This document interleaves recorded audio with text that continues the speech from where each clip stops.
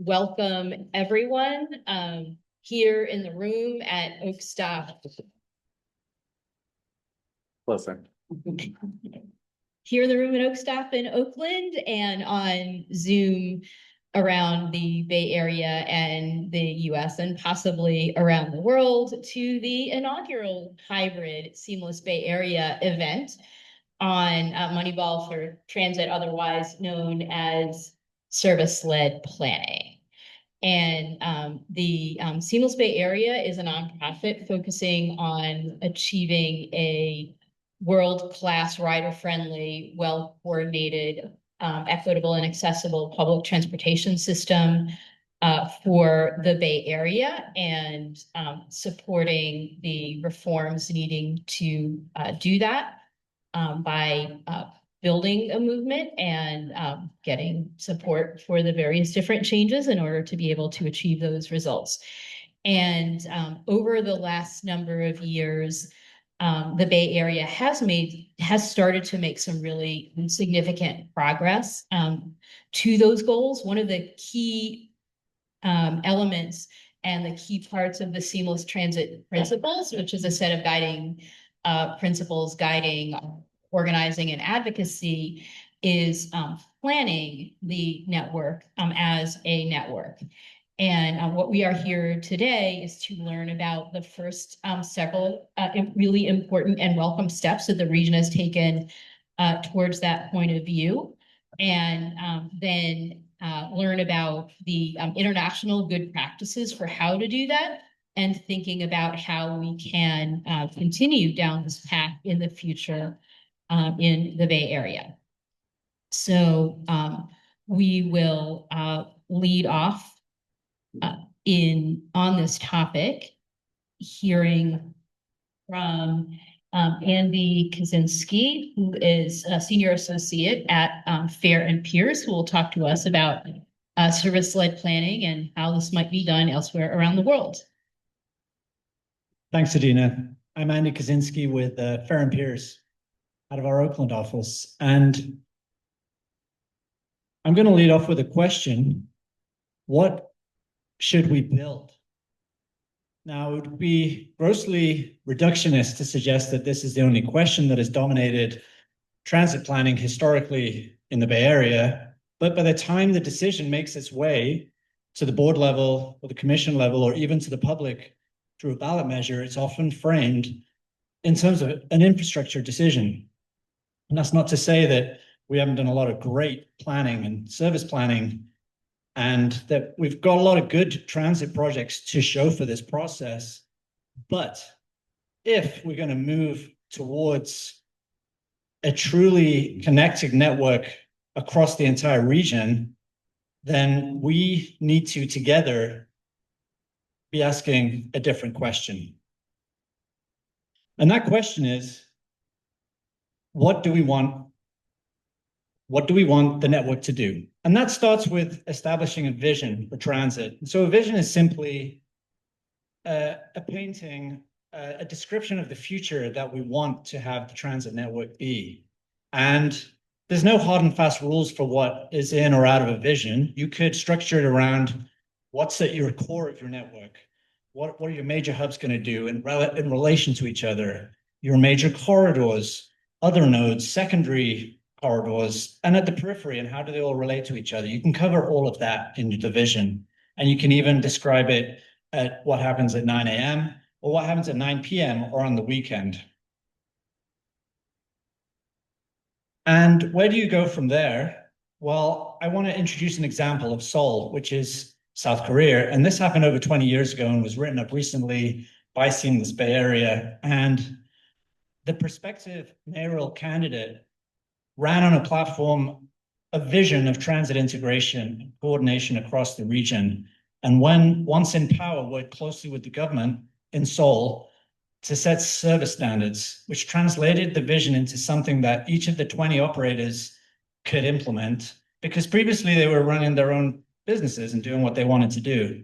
And alongside other reforms like fare integration, this resulted in a 10% increase in ridership, speeds on some major bus corridors doubled, and ultimately it was a really effective way to gain a lot of efficiencies and improvements in the system without having to build a new subway line.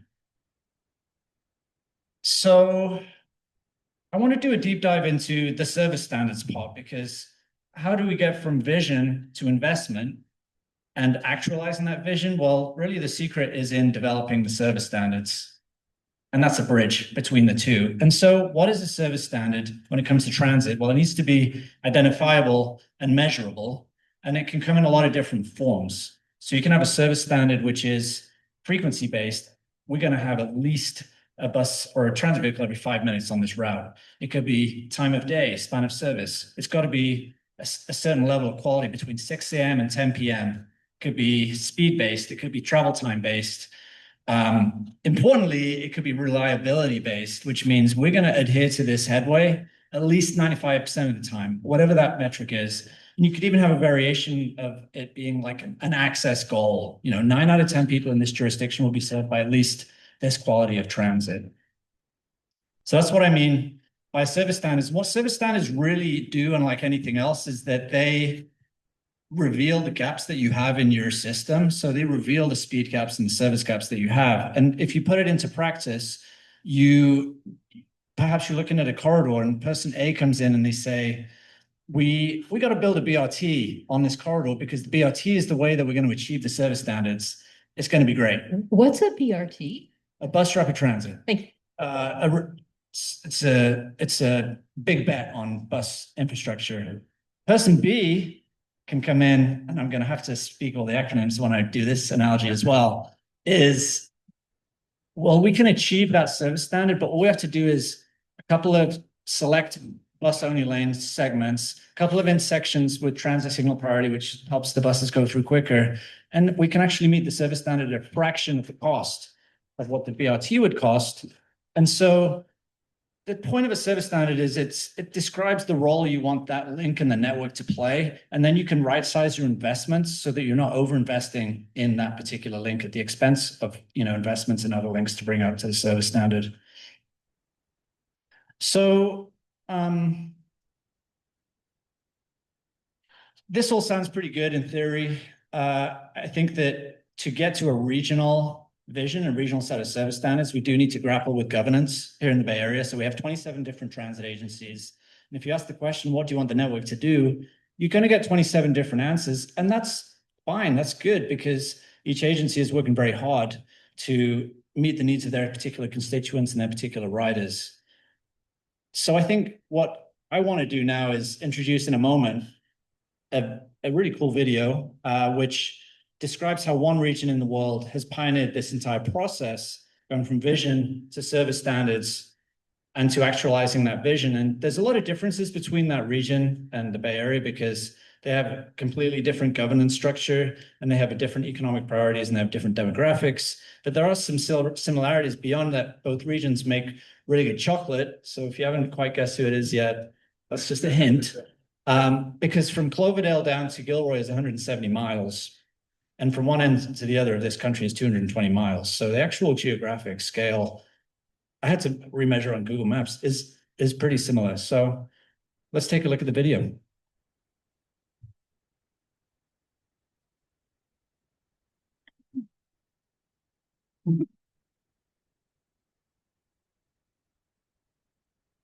Let me just do it in Zoom too for the people online.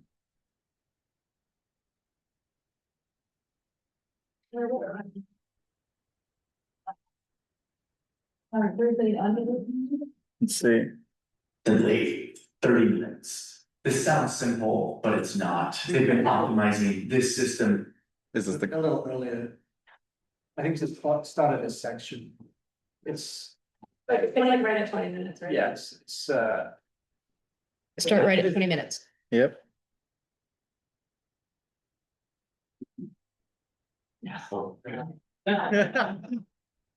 Do you have a property that you're interested in?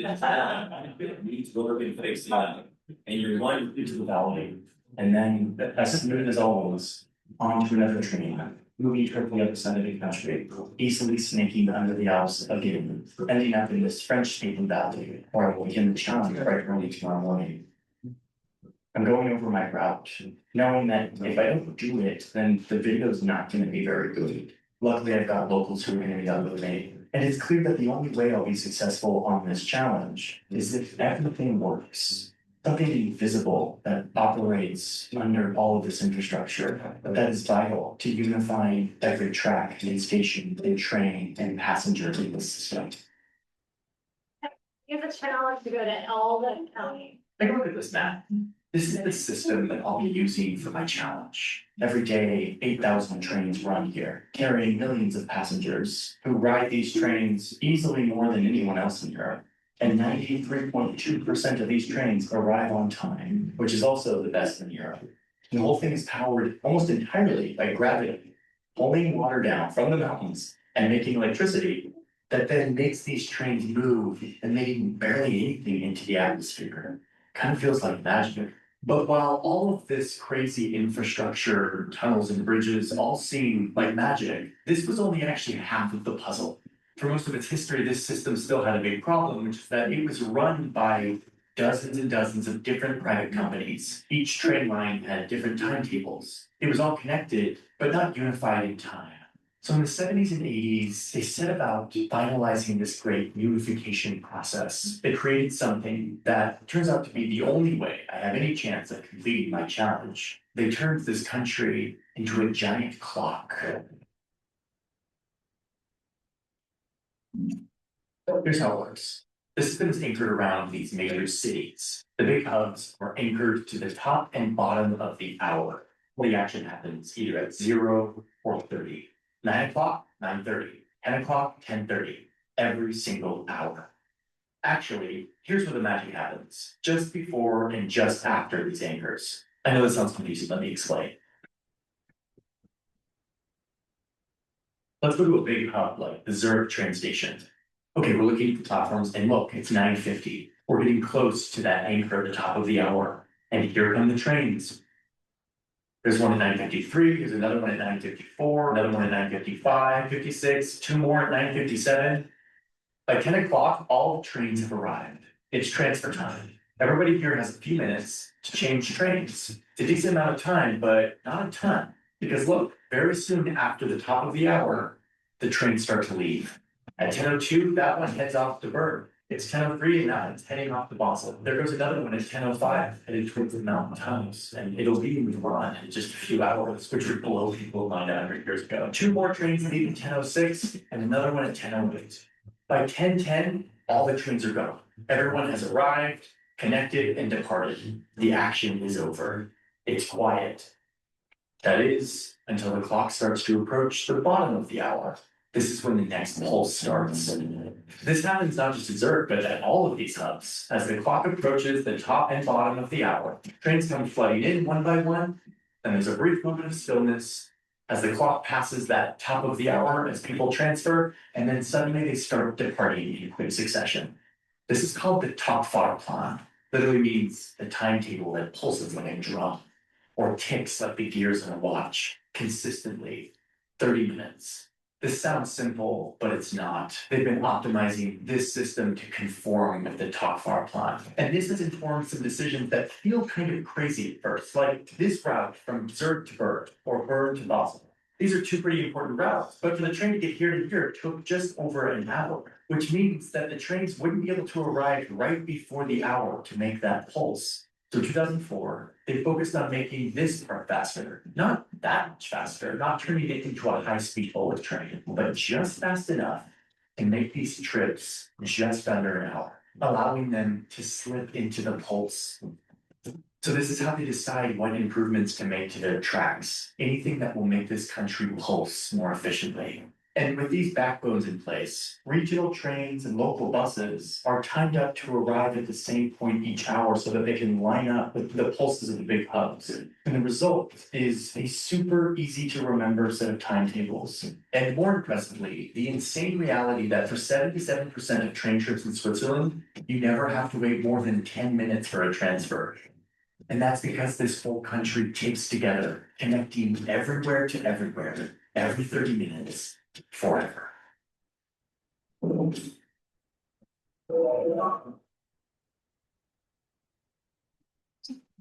So the purpose of the video is not to suggest that we should implement a pulse system here in the Bay Area, not at all. But it's just to show that a place can set a vision, can set service standards to actualize that vision.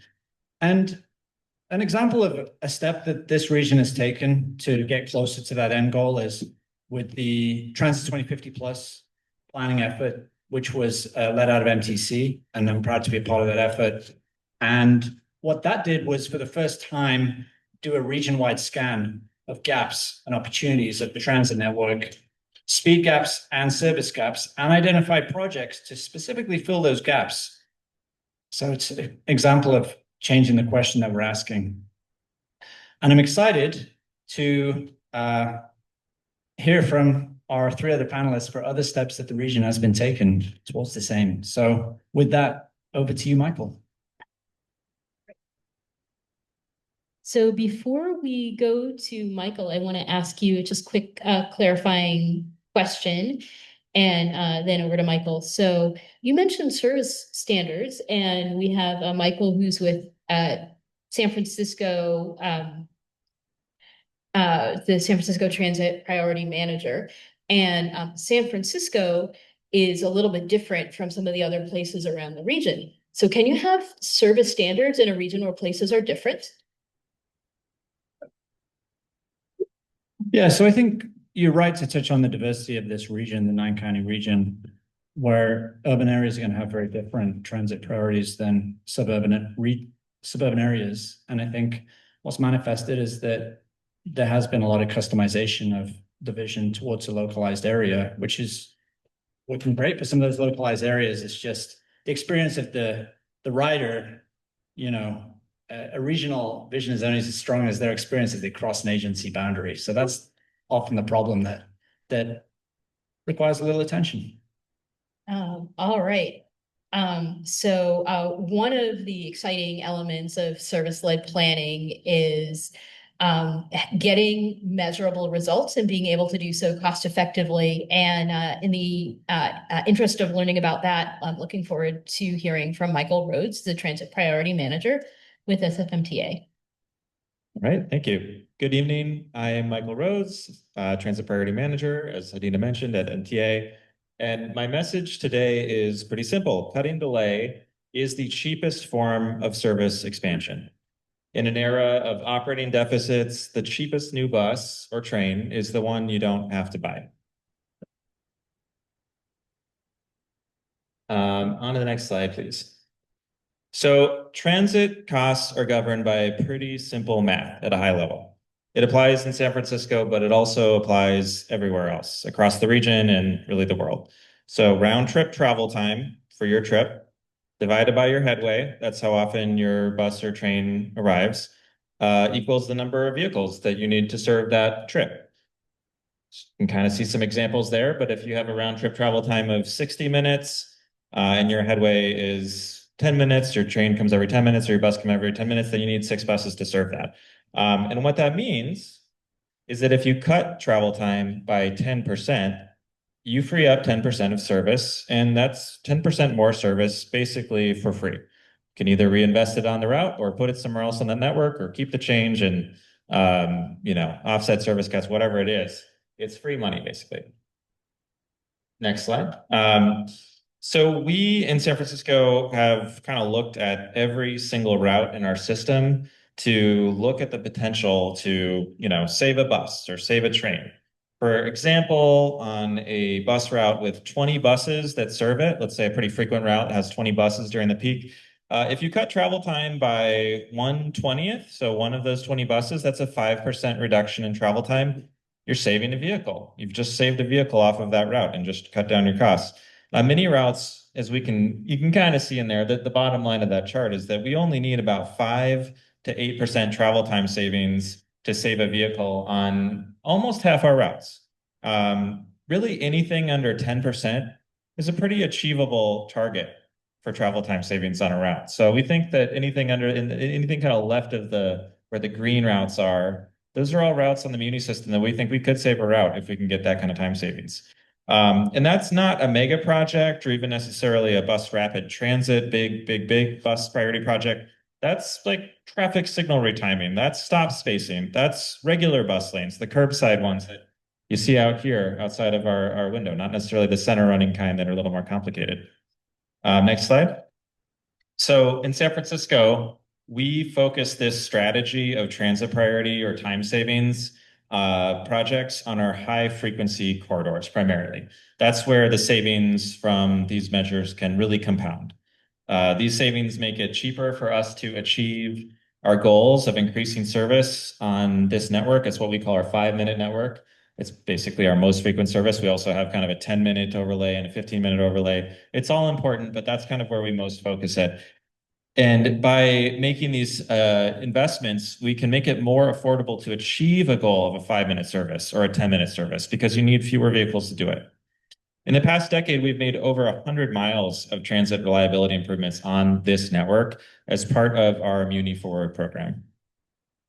Next slide. So not all time savings cost the same. We've, in San Francisco, delivered projects that are less than $500,000 per mile for improvements to transit priority. We've also done, and some of those projects have saved up to 20% of time savings. At the same time, we've built a large BRT project on Van Ness that costs tens of millions of dollars per mile. Both of those have value. But if your agency is financially constrained, as ours certainly is in San Francisco, it makes sense to focus on the highest productivity return. The goal isn't necessarily the biggest project, it's the best return on your investment. So if your agency is broke, and most of us here are, if we're at transit agencies, I suggest you start with paint, signal timing, start with side running transit lanes, start with stop spacing. Okay, so let's see how that looks in action. On the 49 Van Ness mission route, we have cut scheduled travel time by about 10%, kind of that magic number I talked about, or about 14 minutes, and we're saving 3 buses today across the route as a result. That is thanks to strong transit priority across the entire line. That includes that bus rapid transit project I mentioned on Van Ness, which was a big investment. Yes, but it also includes more basic transit priority, a lot more cost-effective or lower cost transit priority measures on Mission Street that the 49 also serves. So we've invested this time savings on the 49 right back into service on the line. So riders are seeing the benefit not just of a faster trip, more reliable trip on the line, but they're also seeing more frequent service because we're not taking buses off the line, we're just running more frequency, which is one of your options if you save a bus. Okay, next slide. Okay, here's another concrete example, a lot lower, even lighter touch. On 19th Avenue in the city, we removed 14 transit stops on one segment. That increased the average spacing between stops from about every 1 block to about every 2 blocks on average. We achieved through this corridor about up to an 11% travel time savings at very, very, very little, virtually no capital cost, right? Just signage, paint, changes on the ground. That's nearly enough on its own. If you do that across an entire line, that's going to be enough to save a whole vehicle, right? You have to account for a lot of factors when you do stop spacing changes, hills, key land uses, but the math of stop spacing is very powerful. Another example, the T3 line, Muni's T3 line. We adjusted signal timing last year on the T line, one of our high ridership rail lines in the Soma neighborhood. Travel time has dropped by nearly 2 minutes per direction in one direction on this line, which is a 37% reduction in a short segment. Pretty crazy. And Britt knows this line well, so she's not in her head. This is obviously the cost of this change. This was a signal timing change. It was the fraction of a major capital project, and we've got a 37% time savings. It also, at the end of the day, what does it buy us? It buys us service, it buys us reliability. If we do it across the entire line, it probably buys us more frequency. The quick build transit lane expansion in San Francisco. During the pandemic in particular, we identified an opportunity where we expanded transit lanes, kind of basic transit lanes, side running transit lanes that didn't require a lot of infrastructure by 15 miles. Britt was pretty involved with this one too. So riders wouldn't be stuck on crowded buses when traffic returned. We wanted to get ahead of congestion coming back and take that space. These lanes cost less per mile to install than a single traffic signal. would have cost to build in San Francisco because we did them very basic. And they reduced travel times up to 31% is the highest that we recorded. If you have a corridor, I think our takeaway from this is that if you have a corridor with more than one lane in each direction, you have an opportunity.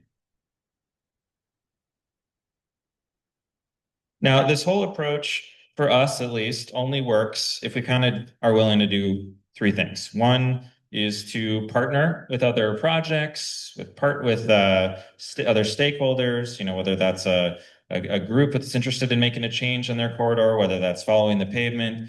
There's all kinds of ways that we partner to make these projects scalable. We also pilot, and I mean that in a broad sense. That means quick build improvements that let us test changes quickly, evaluate results, and refine over time. And we persist. We keep learning. We keep adapting, and we keep improving. Transit priority projects are not a set it and forget it kind of thing. It's something that you just keep tweaking. You just keep adjusting until forever, really, is what we're finding. There's not a one and done capital approach. So one really important message as I say all of this, and anytime I talk to anybody outside of San Francisco, I want to reiterate that San Francisco is special, but we're not that different. In so many ways, we're actually not as different as you would think from other places. We deal with political constraints. Absolutely. We deal with funding limits, engineering and design challenges, community outreach. Absolutely. Coordination headaches, whether it's within the city or externally. There's a lot of coordination for all of these projects. None of this work is easy for us. We've done a lot of the low-hanging fruit at this point. So actually what we're doing now is a lot of the harder stuff. But the benefits that we've seen and continue to see are very real. So finally, the results in San Francisco have been very strong over the past 10 years and 100 miles of improvements. We've seen up to 35% or more faster travel times on some of our best corridors. We've seen reduced collisions. We've seen improved safety. We've seen 50% or greater reduction on multiple corridors of traffic collisions because we're also looking at pedestrian safety as we do these projects. We've seen faster ridership recovery after the pandemic on our core Muni Forward routes. So we're seeing that people are still choosing transit where they serve their needs, increasingly so.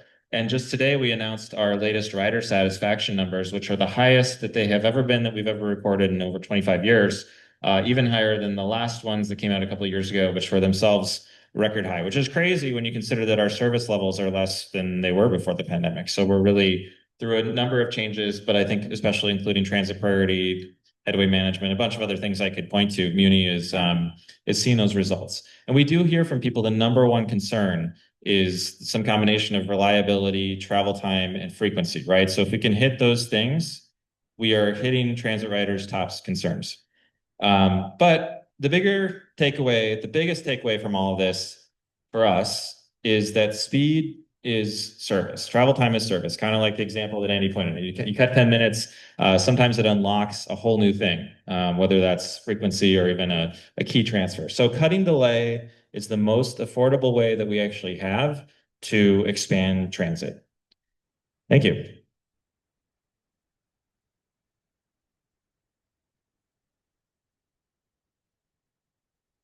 And it is so exciting to hear about those rider-friendly and cost-effective improvements focusing on speed and reliability. And the next speaker is going to talk about improvements on another dimension. So Andy Metz is going to talk about, who's AC Transit Principal Planner, is going to talk about improvements to connectivity through the Bay Area's transfer plan. And we'll head over to Andy. Thanks, Adina. My name is Andy Metz. I'm a principal planner at AC Transit, and I'm the project manager for the transfer plan, which I'll talk a little bit about. But this plan was really born out of the idea of, I've been in plenty of public meetings and stakeholder meetings across the Bay Area, and one anecdote that comes up quite a bit, even if it's not related to my particular project, is transfers across Bay Area transit agencies are not very good. I get stranded at one particular hub. How can we make that a better experience? So that's really where this plan was born out of. And if we go to the next slide, I'll talk a little bit about the project background and our team. But the idea really was, how do we look at this issue and determine, one, if we are doing as good of a job as we can? And if not, why not? And in the meantime, if we can make improvements, great.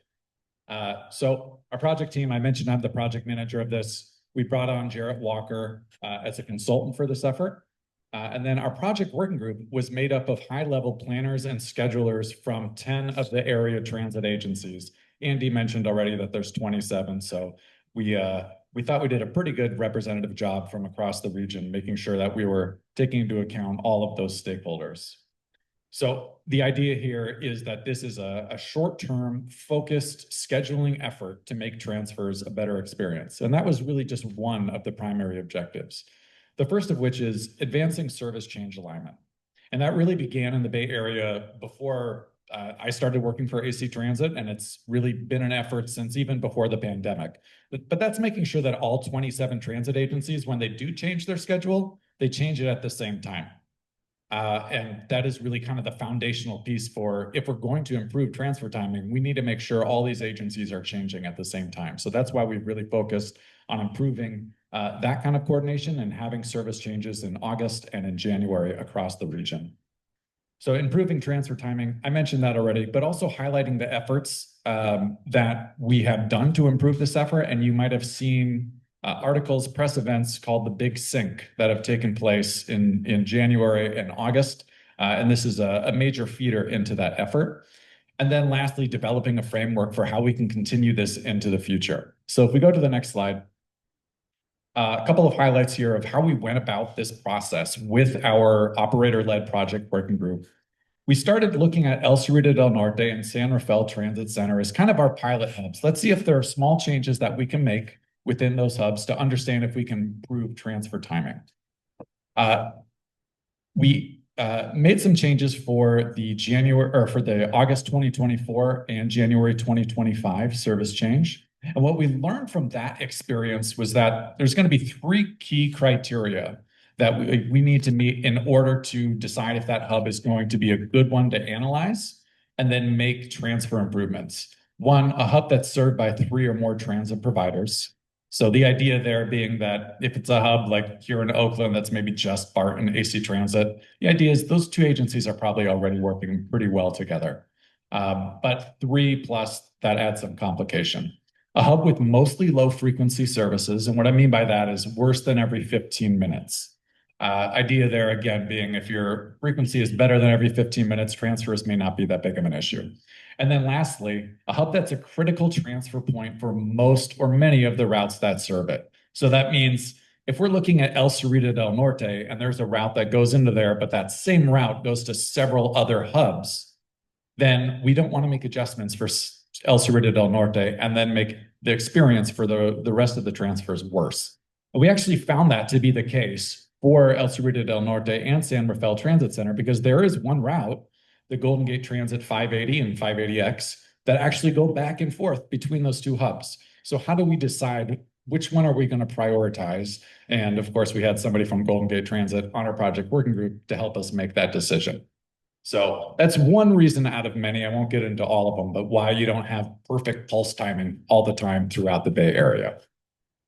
So for August 2025, we selected the 4 hubs that I'll mention here, Dublin Pleasanton BART, Concord BART, Daly City BART, and Palo Alto Caltrain, that all met that criteria, and then also scored well in other areas that we were thinking about in terms of equity in particular and the number of transfers. So if we can go to the next slide. Throughout this process, I'll try to cover this quickly, but we did some initial hub research with our consultant team, held meetings with all of the transit agencies that serve each one of the hubs, and then slowly put together proposals, turned them into recommendations, and then figured out if those recommendations could be implemented. So specifically for that August 2025 service change with those 4 hubs that I mentioned, in total, we looked at about 40 routes between the 4 hubs, ended up having recommendations for 26, and then ended up, it's 18 routes between those 4 hubs that we made changes to. And then again, we had the communications that was part of the Big Sync, and then implementing them for the August service change. So what that looked like on the next slide, outcome-wise, is for the pilot hubs, we had changed 8 routes across 3 agencies and then measured the travel time improvements. This is pretty high level. I'm always happy to go into more detail. It also exists on some of the big sync press releases as well. And then for the main hubs for August of 2025, we changed again 18 routes across 4 agencies. And then in some cases, the travel time savings were up to 20 minutes. And then if we go to the next slide, this was all part of the big sync. I mentioned in transit leaders from the agencies and MTC met together to celebrate some of the changes, and this was a big part of it. The final 2 slides, I'm going to circle back to service change alignment and how important this is foundationally to make sure that we are able to make these changes across the 27 transit agencies. Now, over the last 5 years, we've made a lot of improvements to make sure that all 27 transit agencies have service changes in August and January. We're not quite there yet, but it's only because I'm a little bit tough in the way that I measure it. So at AC Transit, we had a service change February 1st, and I said, we didn't make it. We didn't make it. You are off the list. But the reason for that is, and I used to work for the Chicago Transit Authority, and this happened all the time, is that sometimes you just have a couple weeks delay for a service change for one reason or another. The most important thing, I think, and I don't want to misquote anything, hopefully, but is that all the transit agencies and their collective bargaining agreements with their unions no longer have any kind of issue with having service changes in August and January. And that's the reason why well, I shouldn't say that's the reason why. Blame operators. No, it's part of the reason why this is kind of slow. Those things need to be negotiated over time. But it's also the reason that we are right where we want to be in terms of having service change alignment. So it's a huge improvement from 2022 to now. And then the last thing that I want to mention, just in terms of key learnings, is that there are a lot of hubs that meet our 3 criteria that we can still make improvements to. And some of them are listed over here. We want to continue to develop tools, whether it's with MTC or outside of MTC or with transit agencies, to help make this work a little more streamlined and easier to do. And next generation Clipper, I think, is a big part of that. And then just realizing that our coordinated approach between the transit agencies has really led to a lot of positive change. So what we're doing is we're developing a project framework right now. It's in the drafting process. And this is going to help us determine how can we continue this work into the future, make it go faster, and perhaps expand this effort. Because right now we do this as kind of a zero money effort. Like, how do we just move trips around without costing agencies anything? What would it look like if we actually did have some operational or even capital dollars to work with in the future? So that's something that we're looking at. And I'll hand it back to Adina.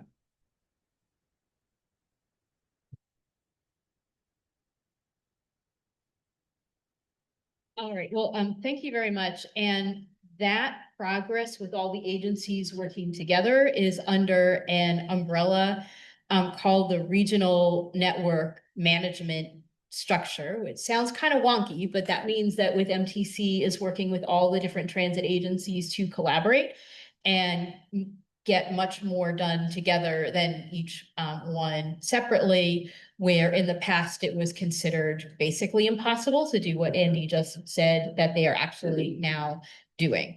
I have some more follow-up questions, but I think they will be complementary to the next speaker, where we will be hearing from Britt Tanner, who's going to be talking about MTC's Regional Transit Priority Network, which is another initiative with all the agencies working together. Yes. So I'm going to step back first for a second before I go into that. Can I go to the next slide? MTC is the Metropolitan Transportation Commission, another wonky term. We cover the 9 Bay Area counties, and I worked from uni for more than 20 years, which was referenced to. I had no idea what MTC actually did. So I wanted to take a step back and explain what MTC does. We are the Bay Area's planner, banker, and coordinator. Okay, so we develop long-range plans like Plan Bay Area. We sometimes create, special action plans like the Transit Transformation Action Plan. We also get the money from the federal government and determine how it gets spread to the region. Not all of it is a discretionary decision. A lot of it's formula funds, but there's a lot of money like OBAG 4, if you follow your wonky things, is coming out soon. That's $400 million. That is things that are discretionary and where MTC plays a role in deciding where that gets spent. So 9 Bay Area counties, how many transit agencies? 27. How many jurisdictions? 101. All right, good. Next slide. So we have a role in coordinating things throughout the region, and MTC is doing that kind of through a broad range of things. We do planning, which I'm going to go into. We do policy, I'll go into also, but we also help with the delivery of projects. So some projects all the way on the right, we're doing directly ourselves. So we have some Bay Bridge Forward is a series of projects that are looking at how we can make the Bay Bridge work better. For example, we're looking at making the HOV lanes on I-80 be from 5 a.m. to 8 p.m. That's not a Caltrans project, that's an MTC project because we are helping coordinate with all the jurisdictions, all the transit agencies, and all the agencies like that. So we have also Richmond Center Fell Forward and the Barton Forward. And then on the next slide, we also directly give money to cities and local jurisdictions to do projects. So we've given $150 million in discretionary transit priority grants since 2012, and those go for all sorts of projects. So we've paid for some uni projects that were highlighted. We also do it throughout the whole region. So like all the way up in Napa, yes, we have transit up in Napa. We paid for an upgraded bus stop, so it's a different type of transit that's out there.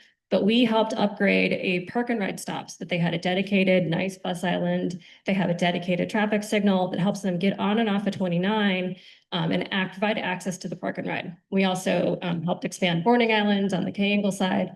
And we're doing a lot of work with transit signal priority in San Jose, which is one of many, many cities where we've done TSP, transit signal priority. We're helping them make sure that they have TSP on all of their rapid network intersections in the city of San Jose. Next slide. But I'm here mostly to talk about policy and planning work that we're doing. So I mentioned again that we have this role with distributing the regional money, right? So when we have that discretionary decision, we also make sure that people are following guidelines. We make sure that they're following the federal air quality standards. We make sure that they're following a complete streets policy and they're designing for all ages and abilities and they're following accessibility guidelines. Well, we just recently adopted a transit priority policy that was adopted last month in January. 2 months ago. It basically says, if you're going to take some discretionary money from us, you need to actually, as a transit agency and a local jurisdiction, talk to each other before we give you money. Now, it's a very low bar for some projects, and it's a higher bar for others. So for some agents, for some streets, like if it's not a very important transit street, if it's one of those light blue dashed lines on my fake map over there, we just want you to talk to each other and say, hey, I'm putting a project on your street. Do you care? And then the transit agency says, no, I don't have a bus there. Then you're fine. Or the transit agency says, actually, that's a detour route. Don't put a bollard on that corner. Don't widen the sidewalk there because I need to make sure that the bus can get through. But for streets that are more important on this transit priority network that we're going to define, we have a higher bar. Those projects need to actually be designed to consider how you could make transit work better. And you need to spend some effort on trying to figure out what are some transit supportive design elements that you could add to that project, like the bus bulbs and the transit stop consolidation that Michael was talking about. So next slide. We don't have that transit priority network yet. It's being developed right now. We're using data, can't see that, to try and figure out how to do it. We're looking at the more heavily used routes, ones that have higher ridership, that have a lot of frequency. But we're also looking at other factors like, do you have an existing plan for the network? Like, I'm not going to tell Muni, hey, I think that you should make the 36 Teresita a rapid route because they've already decided what, they've already done their own work. So we're looking at other factors, local context, equity, all sorts of things. But from that work, we're going to be defining a network where we think transit is more important and should have more investments. We're also looking at hotspots. So that's what this map is on the right. Sorry, that you can't really see that well, but you can see that there's some parts that are red. This is the 6 going up to Berkeley on Telegraph and Broadway. And those red spots are areas where the bus is slower. And so those are hotspots, and we're helping to identify, where do we want to be making more investments? Not looking at only speed and reliability, but also looking at ridership. So we can really identify where the most important areas are for us to make these investments. And combined, these two lists are going to help us inform how we distribute that discretionary money that we have. Last slide, or next slide, I guess. So lastly, I mentioned that we want to encourage people to do transit supportive design, right? And so this picture on the left, this could be Van Ness BRT. It's, something that you would learn about in the Transit Streets Design Guide, which comes from NACTO, the National Association of City Transportation Officials. And then there's all sorts of other regional areas that have come up with their own guidelines, like Seattle and Boston have ones that I've shown you. But like, if you're in Napa, you're going to be like, you want me to build what? Like, there's no way they're going to build a bus lane or like a dedicated BRT line in Napa. It's not appropriate. So we're taking some time to build a toolkit that is regionally responsive. So not only is it going to have some of the more urban centers, but it's also going to say like, okay, if you're in a rural highway like 29 up in North Bay, what are some more appropriate tools, different tools that are appropriate to be used on those different roadways?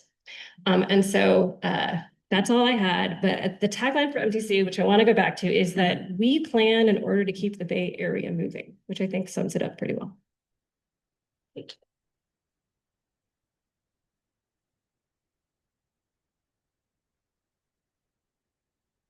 So I have a couple of questions, a little bit connecting the dots with some of these presentations. With Andy talked about with the transfer plan that the first version of the transfer plan was intended to be cost neutral, which is really good because that means that improvements could be rolled out immediately. They didn't have to wait for money to be available to do anything.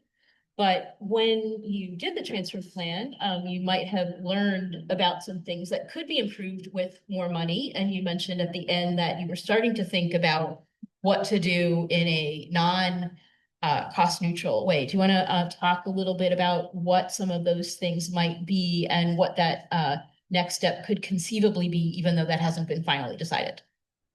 Sure. Yeah. I won't go into too many details on specifically, I think, what could be improved from an operational standpoint. Though, one thing that we learned is just for certain transit agencies, the frequencies may not quite be where they want them to be in many cases, especially to do that level of kind of pulse timing that you see in Switzerland. So in that case, it's what more can be done to sync up certain transfer timing. If it's a BART station and the BART's going every 20 minutes, what are those bus routes leaving the station doing? Are they going every 20 minutes as well? If so, then there's a great opportunity there for transfer timing. Might be every 30 minutes though. And what does that mean? What are the important transfer times? Because just from a simple kind of scheduling exercise, how do you have 20 minutes and 30 minutes kind of sync up together? It can only actually happen once an hour. So maybe there's other potential there too. Great to improve a frequency from every 30 minutes to every 20 minutes. Some agencies have decided, though, if we can only operate about every 30 minutes, that's what we have the funding for, maybe we switch to a 20 and 40 because that transfer with BART is so important. And we've seen that in a couple areas as well. So I think with that in mind, there's a good way to identify a lot of potential improvements across the area. And it's something that as this project continues to go on, that we want to spend more time trying to potentially identify. Okay, and then a couple of questions for Britt in particular. You had mentioned looking at hotspots. Have you thought yet, and is this something that is potentially for now or potentially for the future, and like smoothing out hotspots certainly improves speed and reliability, and it might also help to make some of the transfers. Is that being considered yet, or might that be considered at some point in the future? The work that we're doing right now to look at hotspots, like there's like a hotspot out there, is really only looking at the roadways because it's part of a project called the Transit Priority Roadway Assessment. So it's focusing just on the literal movement of the buses up and down streets. There's definitely opportunities to look for ways that we can address issues like you mentioned El Cerrito del Norte. I would ride the 80, is that the name of the bus? The 580 that goes across to San Rafael. And then I would come into El Cerrito del Norte, and then I would go right past the BART entrances, go out back onto the street, and then come back around. And like 2 minutes later, after going right past the BART entrances, I would get dropped off and miss my train. So there's all sorts of opportunities for where we could be making some improvements, but no, it's not part of my work. Okay. And likewise, Andy had mentioned up at the beginning about service standards. And is that something that you are thinking about in the shorter term or potentially in the longer term in terms of transit priority?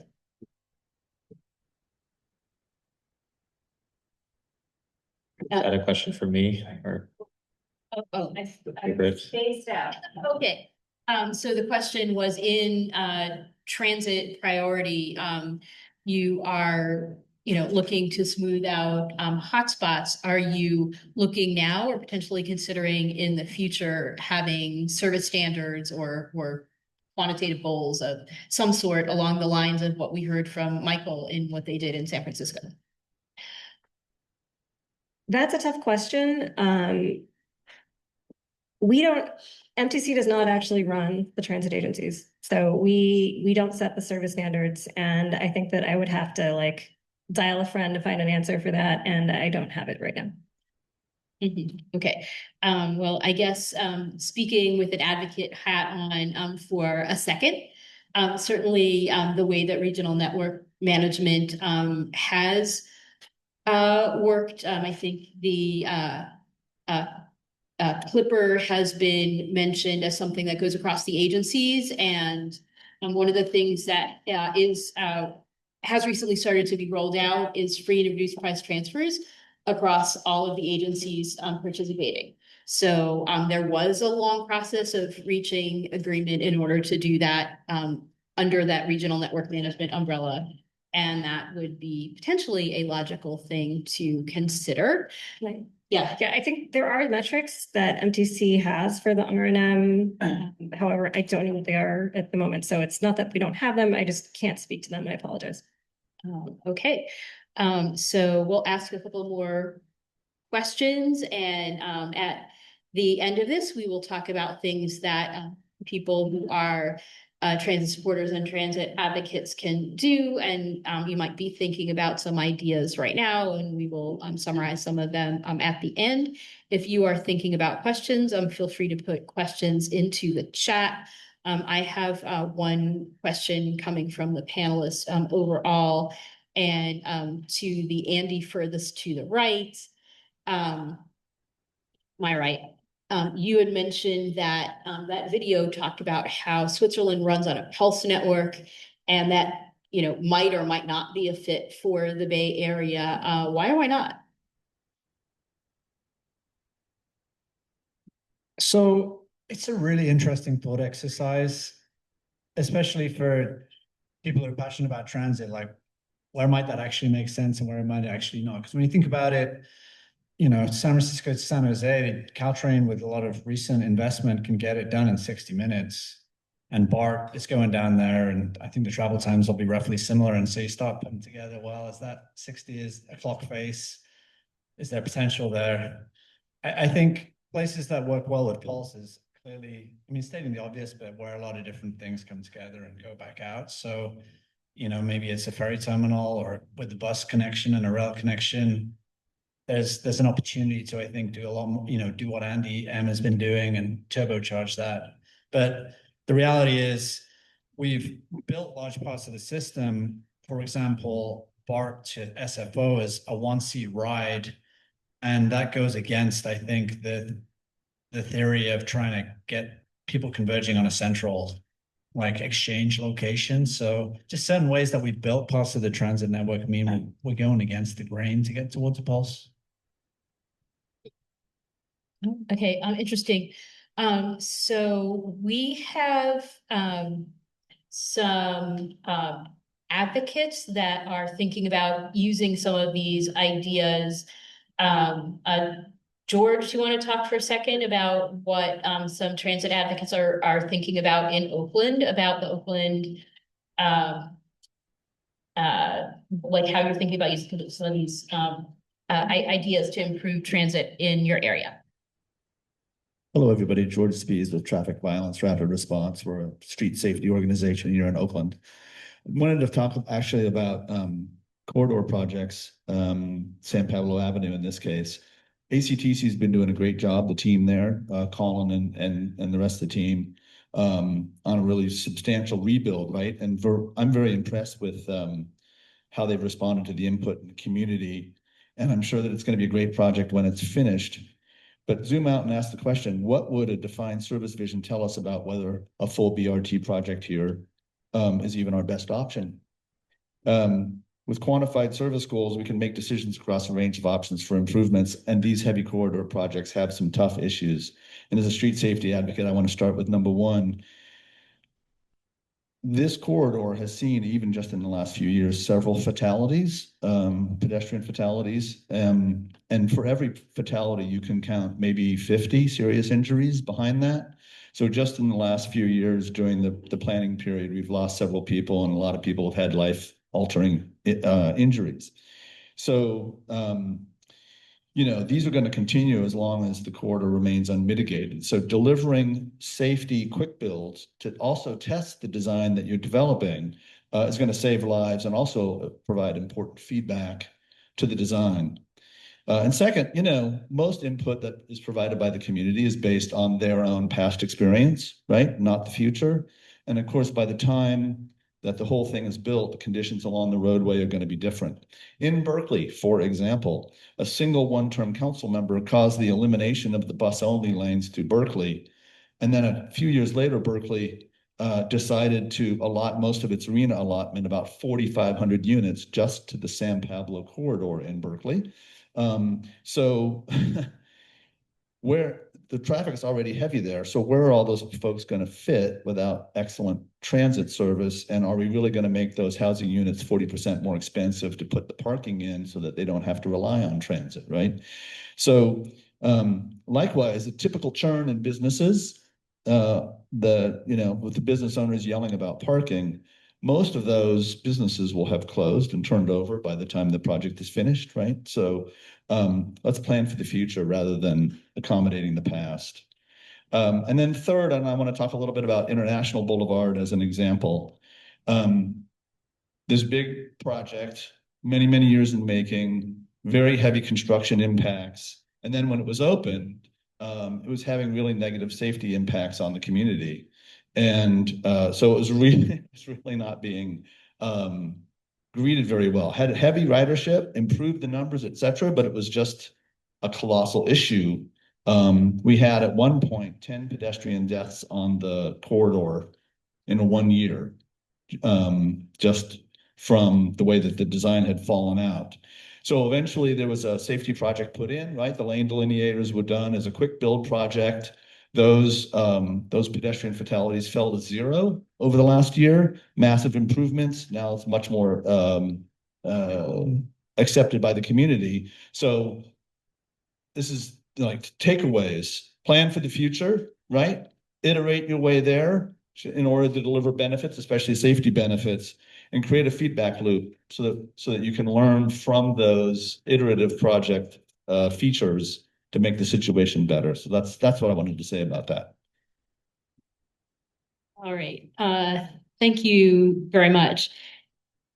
So let me put another question to the panel, and if folks that are in the audience in the room or online, feel free to raise your hand or type it in the chat. And I'll start with the Andy to my right. So that Swiss video looked very attractive and appealing. How is the way that the Bay Area has traditionally approached planning different from some of those practices? And are there some things that we might want to learn from what was in the video versus some things that are just completely different and might not be relevant? Yeah, I'll give one example, which is that it's a pretty central question when we do corridor planning historically here, which is kind of look between the different modes and we kind of put all our chips in on one mode as the solution. And that's like the central question when we're planning a corridor. And a mode is like, do we build a subway or do we build like a bus rapid transit? And I think that what other regions can point to is a more mode agnostic planning process where it's all about what do we want to achieve, what's the vision. We don't really care how we get there in terms of the modal technology, but we just want to spend money as cost effectively to get there as we can. Hence the Moneyball tie-in, and I hope no one's actually hanging around for some baseball action here, but I shout out to the A's jersey at the back. That's true believer. All right. One thing that came up in a couple of different places is that this way of planning has the potential to be cost effective by identifying what is the minimum level of improvement that you need in order to be able to achieve the goal that you're talking about. Michael talked a lot about that. Any thoughts about connecting this sort of planning based on service goals with how we do funding? Because traditionally funding has been done based on projects and not necessarily based on service goals. And I'll put it to anybody on the panel. And then we also have a few guest experts in the audience who may be interested in speaking to that as well. Anybody on here wants to talk about the relationship to funding, current and potential? Well, you can still end up with a project list, just so long as the upstream question of what do we want the network to do has been answered in advance of that. I think that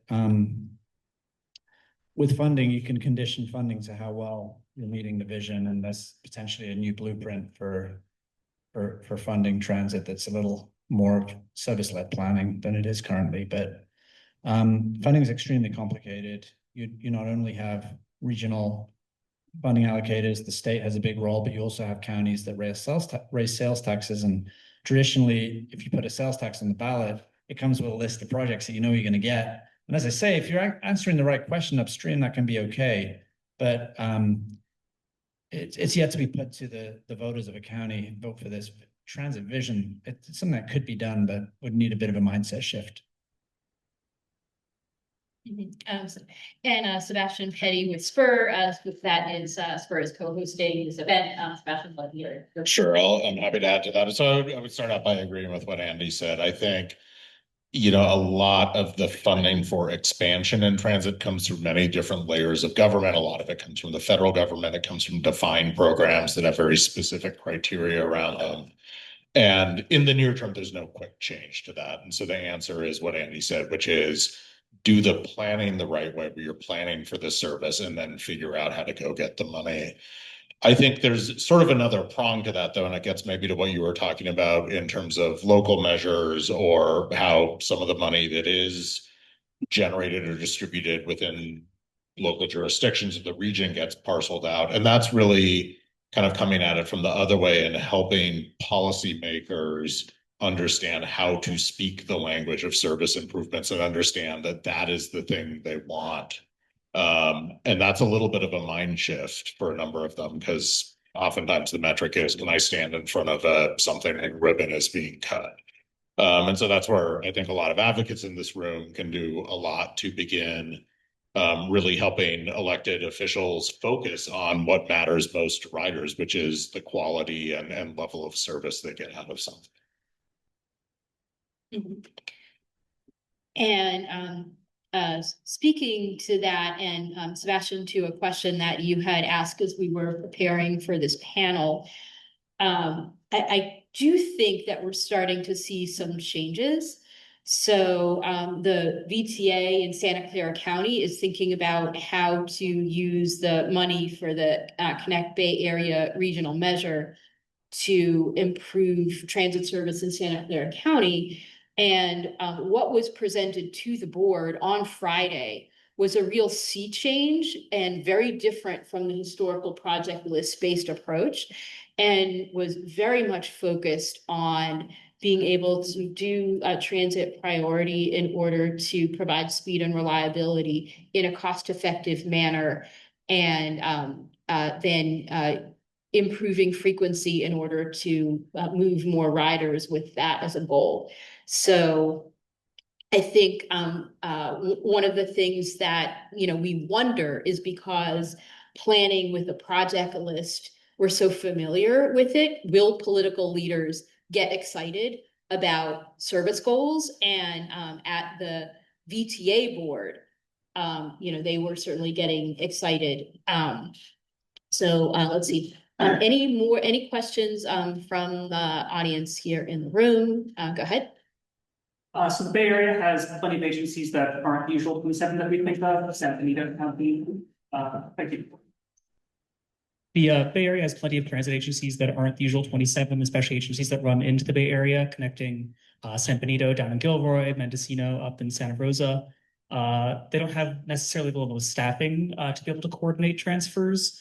There's also the Gold Runner, which runs its throughway bus from Martinez up the North Coast, which is the only way to get from Napa County to Sonoma County. Does MTC or any of the Bay Area Transfer Plan, resultant plans, do any of those involve coordinating with these other agencies to kind of improve either Bay Area to rural agencies or these kinds of more interregional services that are also useful as Bay Area services? And Andy and Britt may both have some thoughts about that. Yeah, I'll just add the agencies that are headquartered outside of the 9-county Bay areas or the transfer plan were definitely agencies that we looked at specifically for the hubs. For example, the SDAN RTA does go into Dublin, Pleasant, and BART. That was one of the hubs that we looked at. So we definitely included them in our hub meetings when we were talking both about analyzing the hub and then creating recommendations. They didn't make any specific changes for that service change, but they were involved in the process the whole way. Including any technical assistance to smaller agencies to participate? Is that a thing that MTC is doing? I'm sorry, unfortunately, I'm not working on the transfer plan, so I can't answer that question. But for transit priority, is that a thing where there's going to be technical assistance to smaller agencies to participate in transit priority projects?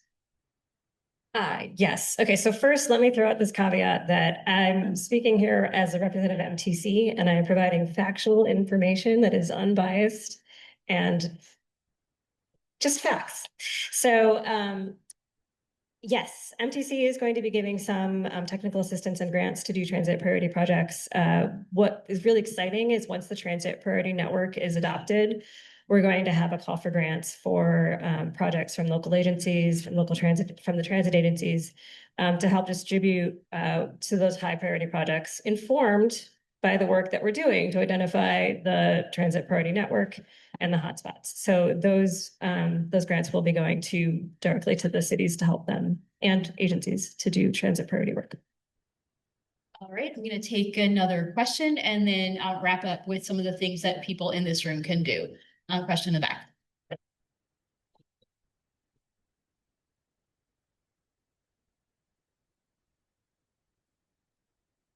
I'm just wondering what you all think a city's role should be that does not run a transit agency in developing a vision for transit service throughout the city, or how it plugs into the larger vision throughout the region.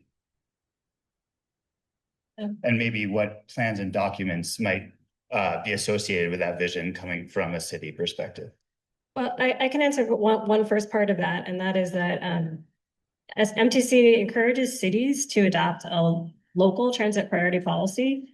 Many cities already have one. San Francisco has a transit first policy, San Jose, but El Cerrito has a transit first policy. So it doesn't need to be a big city. But that's looking at how you design your streets and not the service question that you're asking. Does anyone have to add? Thoughts about the role of cities? Derek. Yeah, Derek Satchorn, East Bay for everyone, live in Oakland. So actually, next slide, if we can, Cleo. Like personally, I'll just describe my bus route, the 14 that goes to Fruitvale. This is the problem that I had, is that my bus is never going to be our BRT corridor. With the way BRT takes the amount of investment, it's just never going to happen.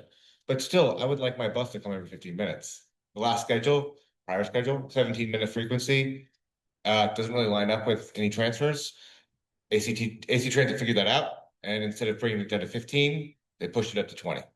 So for me, what I need the city of Oakland and AC Transit to do is to figure out, well, maybe the frequency that we want and the reliability we want is X and Y, and then come up with that plan. It's going to be a paving plan to maybe have a bus bulb out, to have a capital plan to fix the signals, to figure out the bus bay where you have all this delay of people having to walk 700 yards or 700 feet to get to the gate because they don't have dynamic bus bay placement. And instead of being dropped off in front of the fare gate, you have to go 400, 500 feet.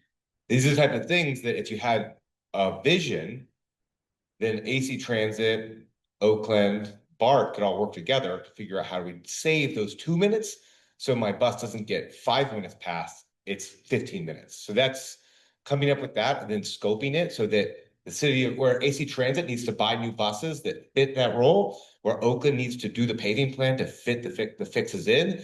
Everybody's doing their job on that shared vision.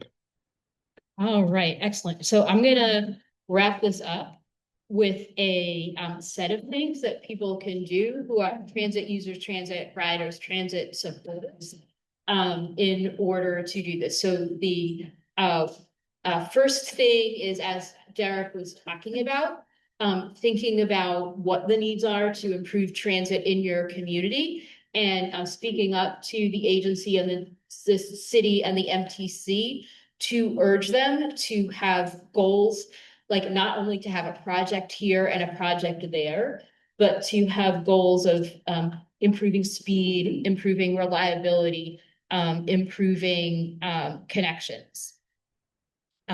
One opportunity that there is coming forward is the good improvements that are happening in the Bay Area with agencies working together are happening under the umbrella of regional network management. That institution, that organization is reviewing what it's achieved in 2 years and what it might want to do next. So there's going to be an opportunity to say, hey, having a transit priority is great. Having the transfer plan is very good. Having the example of the benefits from the Muni Forward project is great in San Francisco. Can we put all of these things together in order to have goals at the regional level that are appropriate for different parts of the region, for service standards, for speed and frequency and reliability as appropriate for the geography, and for better connections? That regional network management review is an opportunity to speak to MTC and the agencies to work together to step up the game, to get closer to what we saw about what Switzerland is doing. On the transit priority, one really important priority as the transit priority network comes forward later this year is, first of all, the transit priority network is going to be in many different cities. And if your city does not yet have a transit priority policy, encourage them to have a transit priority policy. And if the transit priority network is, as it is in its first step, to be about smoothing out hotspots, encouraging them in the future to take more goals, to be more goal-oriented, unlike what we heard in San Francisco. And last but not at all least, we cannot have fast, frequent, reliable, and well-coordinated transit if that transit is not running. And to that end, there is effort to get transit measures on the ballot. I will start with a disclaimer that the people who are here who are working for transit agencies cannot, and like legally very much cannot, with their day job hat on, have any kind of opinion about these ballot measures. But we as transit advocates certainly can, and we certainly do. And there is the Connect Bay Area measure that will provide funding for the agencies carrying 80% of the transit ridership, BART, Muni, AC Transit, and Caltrain, plus some additional good things. And because San Francisco has some extra financial challenges coming out of the pandemic, there is a parallel measure to make sure that Muni continues to run and has improvements. The Muni launch is tomorrow, so we can follow up with you about what you can do there. But there is anybody here actually an approved and trained signature gatherer for the Connect Bay Area? All right. If someone is here, there are two packets, one for San Francisco and one for Alameda. If you have not yet signed that to get the measure on the ballot, you can do so on your way out with the two clipboards in the back. And with that, it is 7:29, and we got started a little bit late, but I wanted to thank our panelists for this really informative panel. And thanks to everybody for coming out and thinking about how we can be supporting a world-class, fast, frequent, reliable, and coordinated rider-friendly public transportation system.